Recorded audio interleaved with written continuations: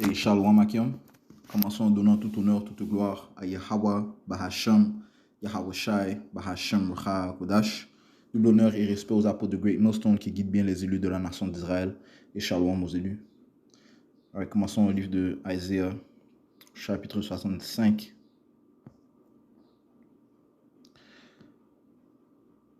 Verset 11, ça dit ici.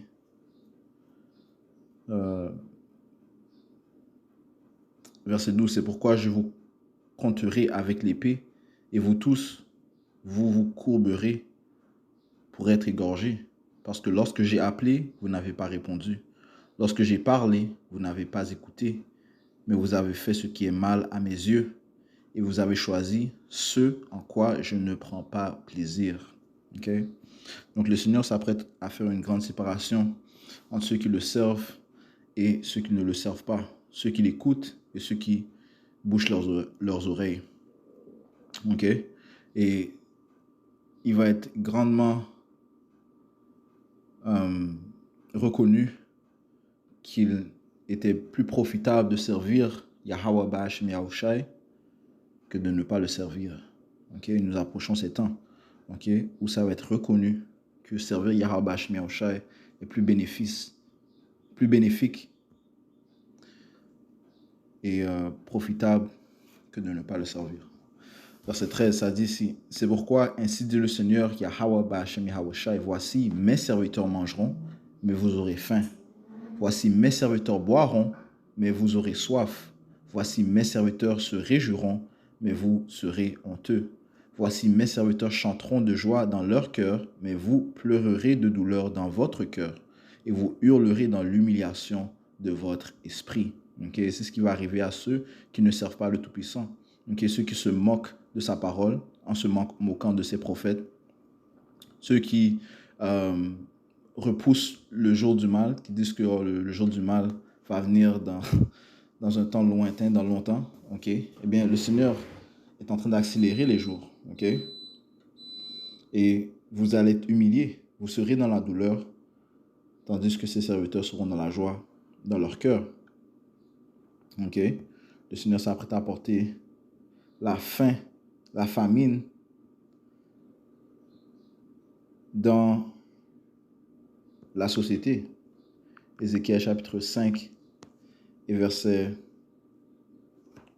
16, ça dit, quand j'enverrai sur eux les mauvaises flèches de la famine qui seront pour leur destruction. Ceci sont des paroles prophétiques. Okay? Le Seigneur ne dit pas des paroles en vain. Okay?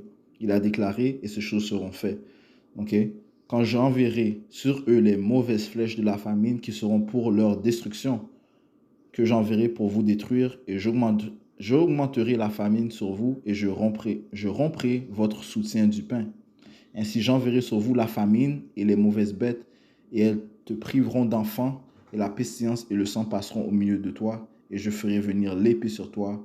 Moi, le Seigneur Yahweh, j'ai parlé. Okay? Yahweh Ba'ashem Yahushai. Ok?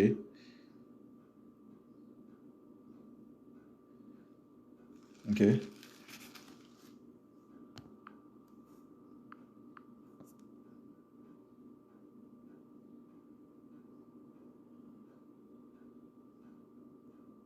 Verset Ézéchiel 8 et verset 17. Ok.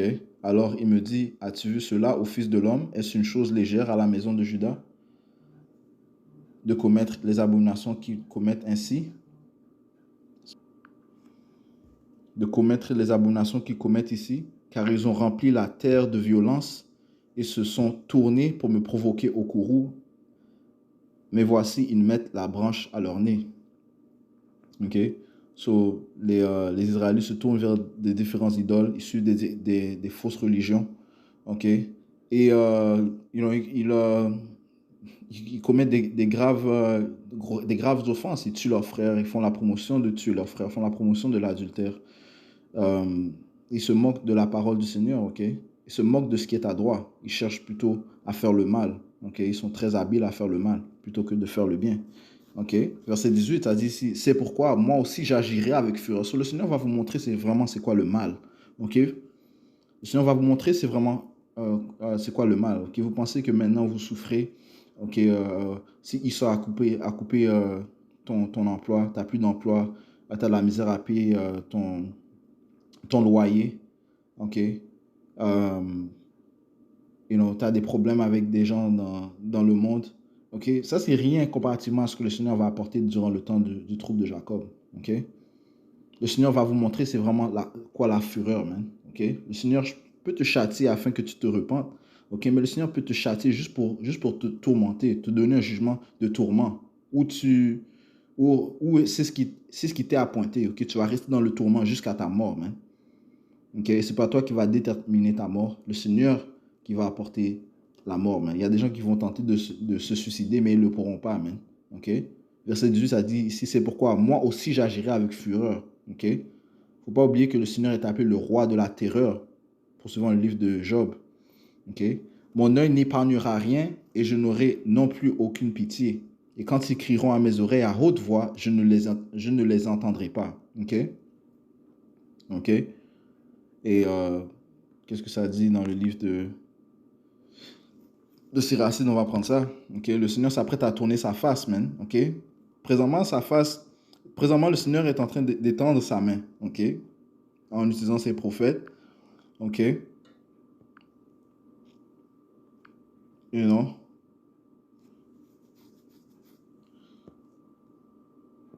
Euh, et il démontre sa miséricorde, sa pitié. Ok. Il te montre le chemin afin de recevoir sa miséricorde, ok, de te repentir. Il a donné son nom, ok, il a donné son nom, il a donné le nom de son fils, ok, il a même donné son fils pour vous, man, ok, bien sûr, ça commence par les élus, ok, mais le fils a été quand même sacrifié, man, pour la nation d'Israël, ok, afin que leurs péchés soient pardonnés. Ça commence encore une fois par les élus, c'est eux, seuls les élus qui vont le reconnaître, ok. Mais le Seigneur a démontré son amour envers son peuple. Ok? Et il la démontre encore une fois. Ok? Mais là, vous renoncez à sa bonté. Ok? Vous niez sa bonté. Eh bien, le Seigneur lui-même, il va tourner sa face. Ok? Verset Siracide 18 et verset 23, ça dit: songe à la colère du dernier jour, au temps de la vengeance, où Dieu, Yahweh Bashmi Yahushua, détournera son visage, man. Okay? Songe à la colère du dernier jour. Pense à ces temps-là, man. Okay? Pense aux temps mauvais qui vont venir, man. Parce que les pestes seront présentes, les virus, la famine, okay? La loi martiale, Isor Idem qui va venir avec une grande fureur. Okay? Vous croyez que vos troubles présents sont quelque chose, eh bien, c'est rien c'est rien comparativement aux troubles qui seront présents lorsque le Seigneur détournera son visage, man, durant le temps de la vengeance. Okay? Le temps de te repayer pour tes œuvres, man. OK? All right? So, vous allez réaliser qu'il était plus profitable de servir Yahweh Bashmi Yahushai que de servir le monde, d'être un être qui suit le monde, man. OK? Le sacrifice se fait maintenant, man. OK? Avoir un cœur contrit, un cœur repentant, un cœur brisé, c'est maintenant, man. OK? Pas quand c'est le temps, quand le Seigneur démontre sa colère, man. OK? Ouais, dans ce temps-là, il va détourner son visage. OK? So, le Seigneur a dit que lui, ses serviteurs vont manger. OK?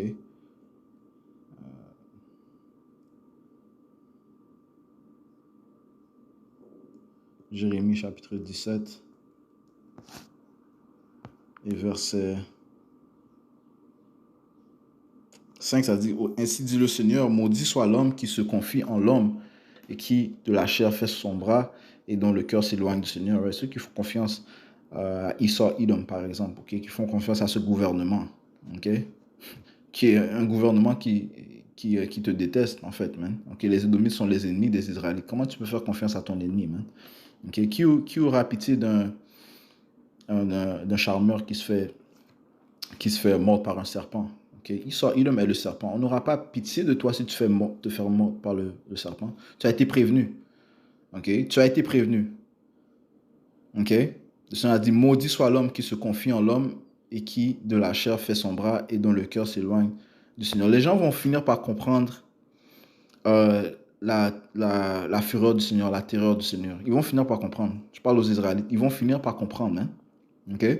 Les soi-disant noirs latino-amérindiens qui jouent des jeux, OK? Qui se jouissent dans ce monde, qui renoncent la parole du Seigneur, qui se fout de son sacrifice, qui se fout de l'amour qu'il a pour son peuple. Vous allez comprendre sa fureur, man. Vous allez le comprendre, man. OK? Verset 6, ça dit, car il sera comme la bruyère dans le désert et il ne verra pas quand le bien viendra. Mais il habitera les lieux desséchés dans le désert, dans une terre salée et inhabitée. Donc, ils ne seront pas rassasiés, ils ne seront pas, ils seront pas hydratés. OK? All right? Durant le temps de la famille, ils ne seront pas nourris, man. OK? Durant le temps de détresse, ils n'auront pas de confort. OK?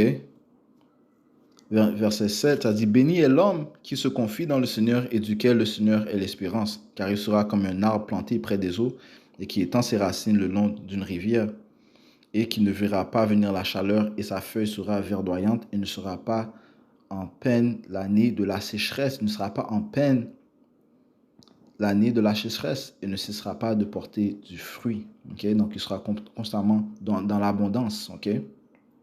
Le Seigneur va le nourrir, man, va l'hydrater, ok, va le rassasier, ok, il va lui donner plus, man, ok, alright. Ceci est le contraste de ceux qui servent le Seigneur et de ceux qui ne le servent pas, man, ok. Allons dans le livre de Sagesse, chapitre 2 et verset, Sagesse chapitre 5.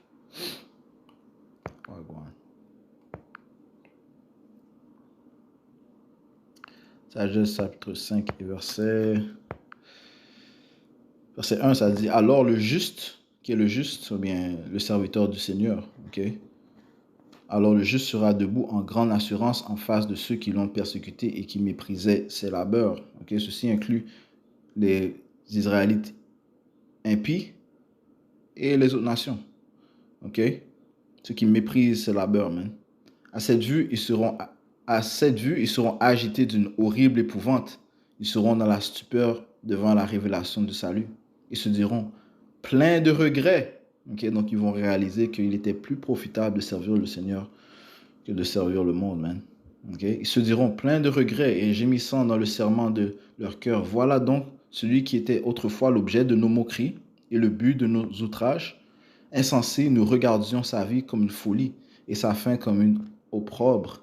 Comment est-il compté parmi les enfants de Dieu et sa part est-elle parmi les saints? Nous avons donc erré loin du chemin de la vérité. La lumière de la justice n'a pas brillé sur nous et sur nous ne s'est pas levé le soleil. Nous nous sommes rassasiés dans la voie de l'iniquité et de la perdition. Nous avons marché dans des déserts sans chemin. Nous n'avons pas connu la voie du Seigneur. À quoi nous a servi l'orgueil et qui nous a rapporté la richesse avec la jactance? Toutes ces choses ont passé comme l'ombre, comme une rumeur qui s'enfuit, comme le navire qui fend l'onde agitée, sans qu'on puisse découvrir la trace de son passage ni la marque de sa quille au milieu des flots, ou comme l'oiseau traversant les airs sans qu'on relève aucun vestige de sa route. Mais il bat à coups de plume l'air léger, d'un puissant élan, il le déchire, s'y fait un chemin en agitant ses ailes, puis on n'y voit pas aucun indice de son passage.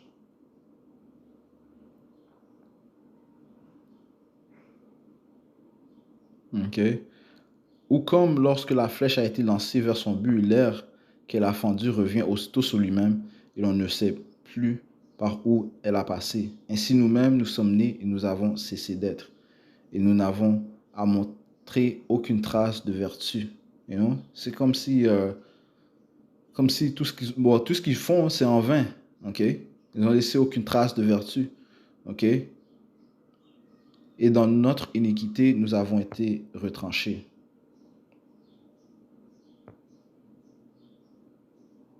Okay?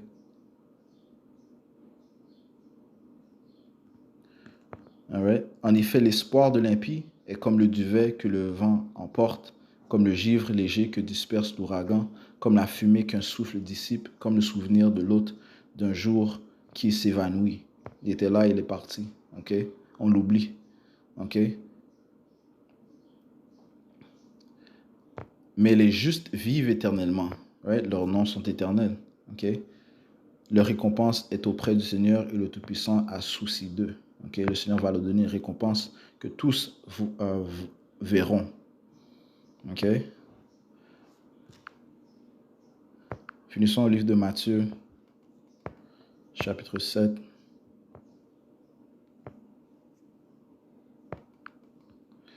Et verset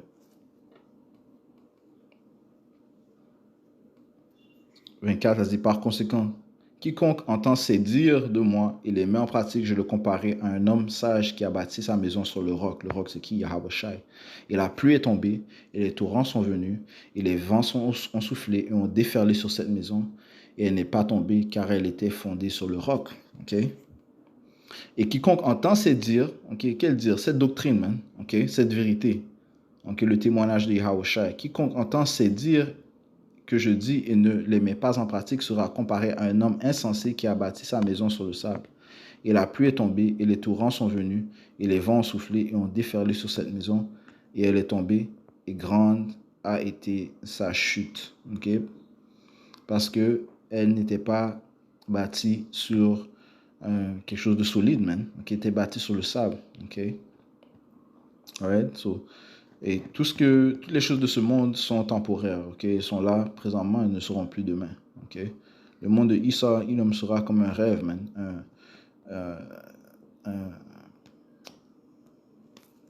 C'est un cauchemar, ok? Ok? You know? C'est pas permanent, ok? Alright? So, il sera très évident durant le temps de trouble qu'il était plus profitable de servir Yahweh Bashmi Yahushai que d'être un être qui suivait le monde, qui faisait confiance aux gens de ce monde, man. Okay? Qui se fiait aux manières, aux coutumes de ce monde. Okay?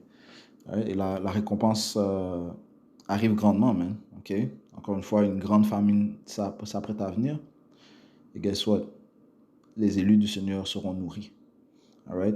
So, je vais conclure en donnant tout honneur, toute gloire à Yahweh, Bahashem, Yahweh Shai, Bahashem, Kudash. Double honneur et respect aux apôtres de Great Millstone qui guident bien les élus de la nation d'Israël. Shalom aux élus.